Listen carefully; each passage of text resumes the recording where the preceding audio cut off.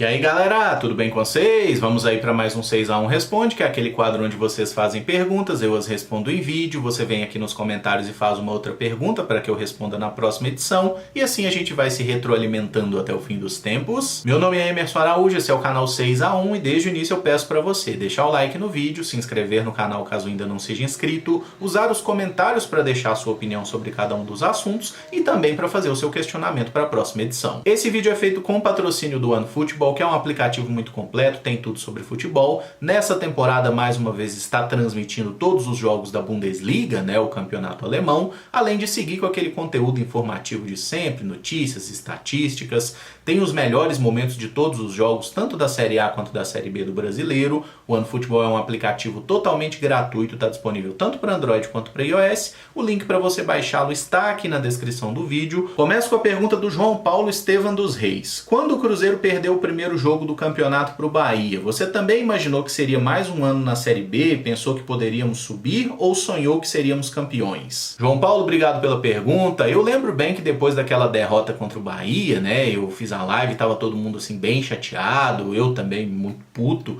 mas eu lembro que eu não tava assim desesperado, porque o trabalho do Pessolano desde o Campeonato Mineiro me agradou muito, né, a forma como o time jogava, a capacidade dele de achar soluções. Então aquele jogo contra o Bahia realmente foi muito ruim. O Cruzeiro poderia ter até vencido, né? A gente teve uma chance clara com o Vagninho no primeiro tempo. No segundo tempo o Daniel Júnior também perde uma chance quando o jogo ainda estava 1-0, mas acabou que aquele jogo foi decidido por 2 gols do Jacaré, meio que em cima do Rômulo, né? Que naquela época era o titular da nossa lateral direita e com o tempo foi perdendo espaço no time porque outros jogadores entregam muito mais. Mas se eu disser para você que eu esperava naquele momento que o Cruzeiro fizesse uma campanha com tamanho conforto, digamos assim, eu estaria sendo um canalha mentiroso, tá? Porque nem passou pela minha cabeça que o acesso fosse tão fácil como o Cruzeiro fez ser, né? Não é que a Série B foi fácil, é que o Cruzeiro jogou num nível muito acima e fez os adversários parecerem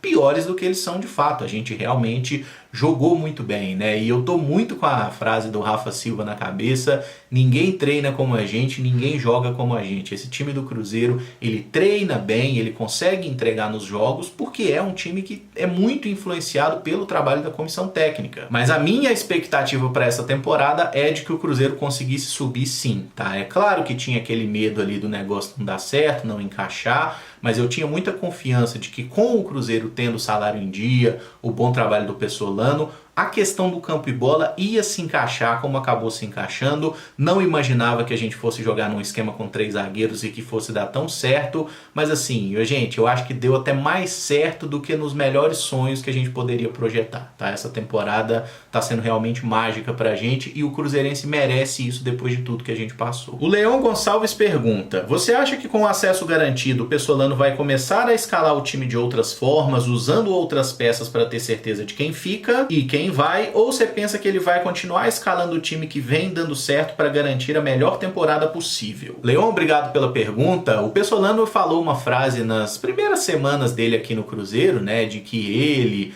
como um treinador uruguaio, que uruguaio não joga amistoso, né, que eles nunca vão entrar numa partida sem ter o objetivo da vitória. Então eu acho que mesmo que o Cruzeiro faça algumas escalações mais alternativas, o Cruzeiro vai entrar para ganhar em todos os jogos. Contra o Ituano, estádio cheio, Mineirão e tudo mais, o Pessolano vai com o melhor time que tiver. Mas em algumas rodadas mais para frente, especialmente nos jogos fora de casa, eu gostaria e acho que ele vai fazer um pouco mais de experiência, tá? Por exemplo, dar um jogo para cada um dos goleiros reservas, eu acho que seria bem legal, né? Um jogo para o Gabriel Mesquita e um jogo para o Denevis, utilizar alguns atletas que foram pouco aproveitados nessa temporada também, até porque tem gente que ainda está nessa indefinição se fica ou se vai. Eu diria que boa parte dos jogadores ainda não tem a sua situação definida para 2023. Mas se a gente observa bem o time do Cruzeiro, naturalmente o Pessolano vai dando oportunidade para os caras e ele não é de encebar muito, né? Por exemplo, o Stênio voltou do empréstimo na Itália, treinou, ele gostou, foi pro jogo. Kaique estava lá na base, entrou, jogou bem, continuou tendo oportunidades.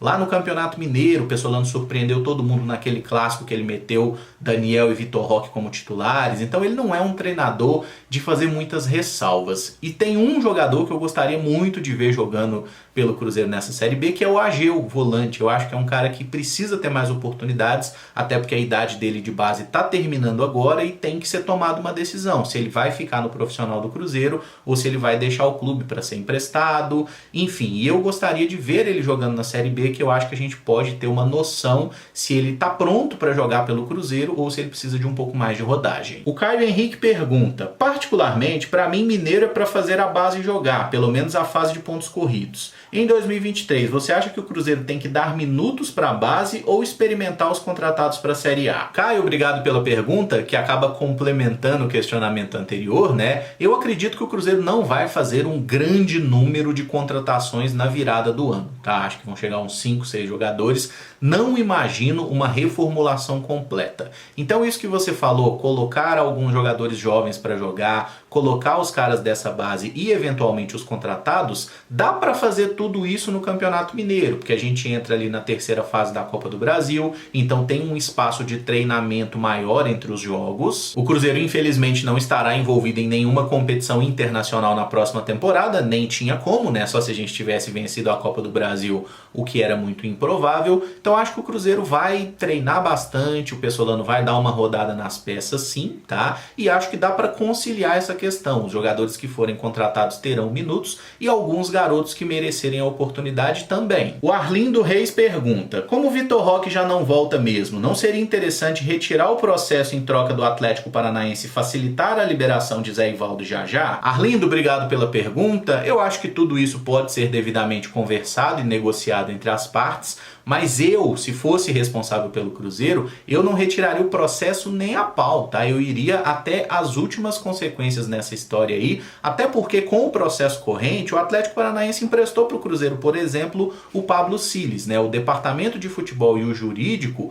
cada um tem o seu papel e os clubes não misturaram muito essas relações durante essa temporada. No ano que vem, com o Cruzeiro e Atlético Paranaense juntos na Série A, talvez as coisas sejam diferentes. Mas eu enxergo o Vitor Roque como um jogador de um talento absurdo, assim, um cara que realmente tem tudo para brilhar no futebol europeu, e eu não abriria mão de um centavo, eu não arredaria pé de nada que o Cruzeiro imagina que tenha de fato direito, tá? Seja pra gente ver mais dinheiro numa negociação agora, até porque o valor é ridículo, né? 24 milhões, mas na prática, mais ou menos a metade do valor que entraria pro Cruzeiro, é muito pouca grana para um jogador desse talento, e acho que o mais importante seria a gente conseguir manter uma beiradinha, velho, que seja assim 10% de uma negociação futura que pode render muito mais grana do que o valor integral da venda do Vitor Roque agora, tá? Então eu não abriria mão, até porque eu gosto do Zé Ivaldo, eu gosto do Jajá, mas eu acho que o Vitor Roque é outra parada, né? Em Bruno Henriquez é um jogador de outro patamar. O Paulo Vilaça pergunta: vi que o Edenilson, meia do Internacional, não ficará no clube na temporada que vem.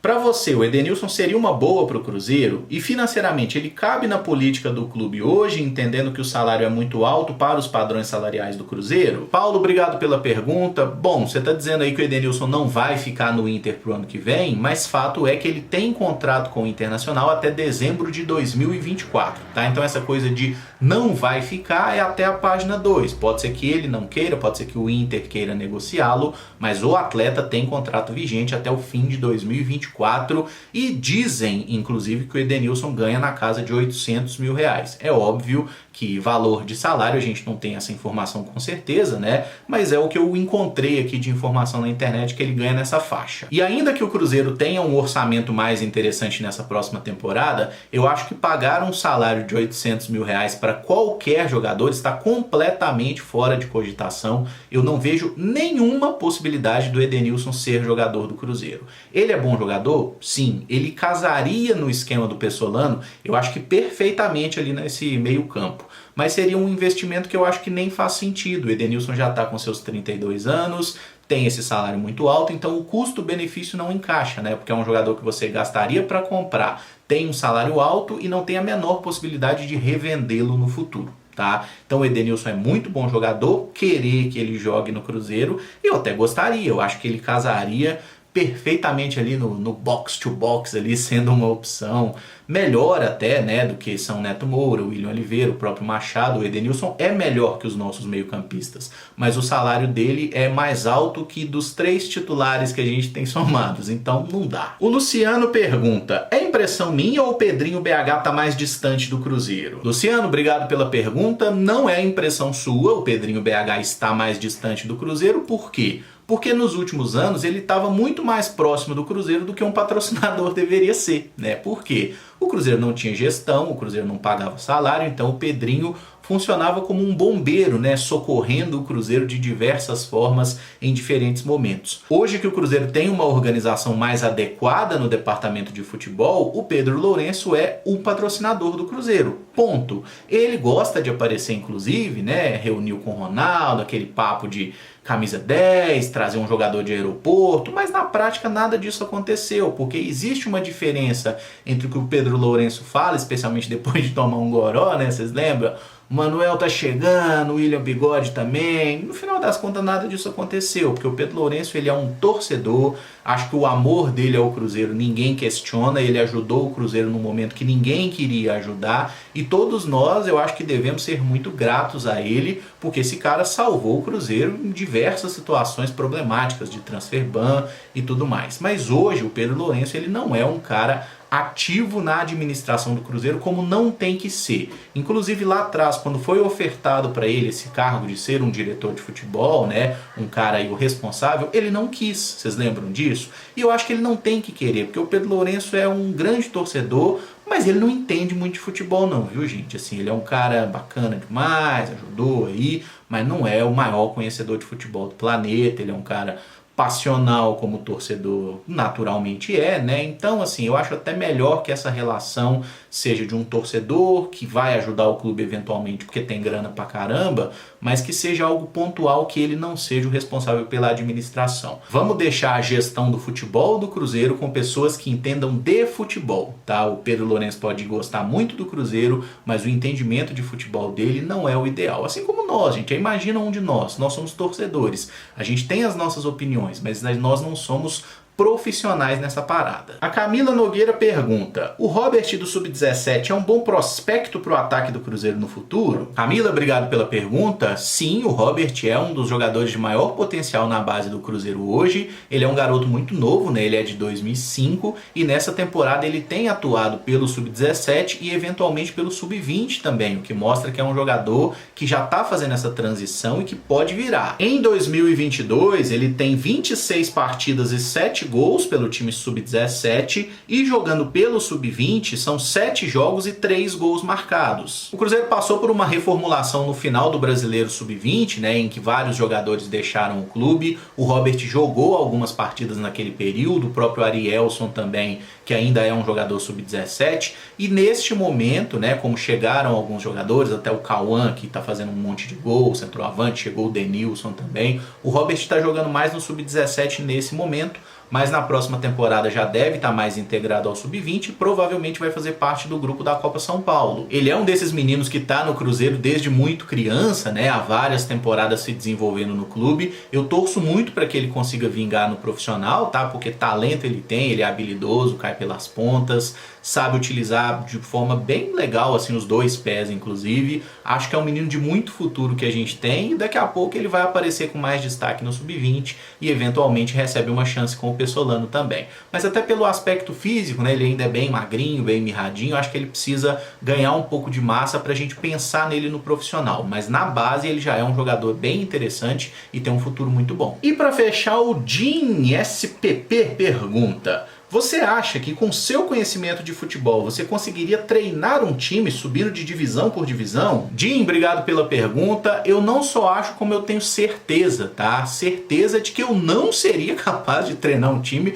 de forma alguma, gente, tá? Existe uma grande diferença entre você opinar sobre o time, entre você dizer o que gosta de ver num time de futebol e você saber aplicar isso no campo, você saber treinar um time, montar um time na prática é completamente diferente. Vamos fazer uma analogia aqui com a culinária, tá? É muito mais fácil você dizer que uma comida é boa ou ruim do que você fazer um prato realmente bom, mais refinado e tudo mais. Isso aí, assim, é para profissional, é para especialista. Quem quer ser treinador tem que se especializar nisso. Não é o meu caso, eu sou jornalista. Confesso que em algum momento já pensei nessa possibilidade, mas nunca estudei efetivamente para isso. Não descarto estudar no futuro, tá? Não necessariamente para ser um treinador, mas para ter mais conhecimento mesmo, até para falar, para fazer os vídeos, né? Eu acho que fazer os cursos poderia ser interessante, mas no momento que eu tiver uma condição financeira melhor do que o atual, tá? Porque os cursos da CBF, por exemplo, não são baratos, né? Então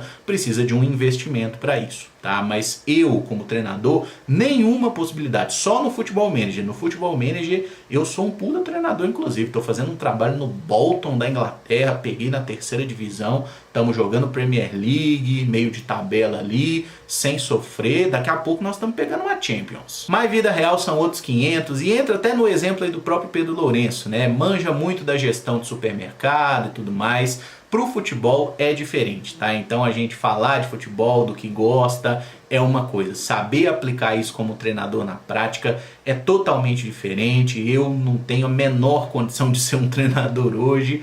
Quem sabe no futuro, né? Mas não é também uma coisa que eu esteja planejando, não. Mas enfim, mano, essa arrogância aí eu não tenho. Encerro esse vídeo por aqui. Se você gostou, eu peço que deixe o like, se inscreva no canal caso ainda não seja inscrito e use os comentários para deixar as suas opiniões sobre cada um dos temas abordados e também para fazer o seu questionamento para a próxima edição. Muito obrigado por acompanhar, um abraço e até o próximo vídeo. Valeu!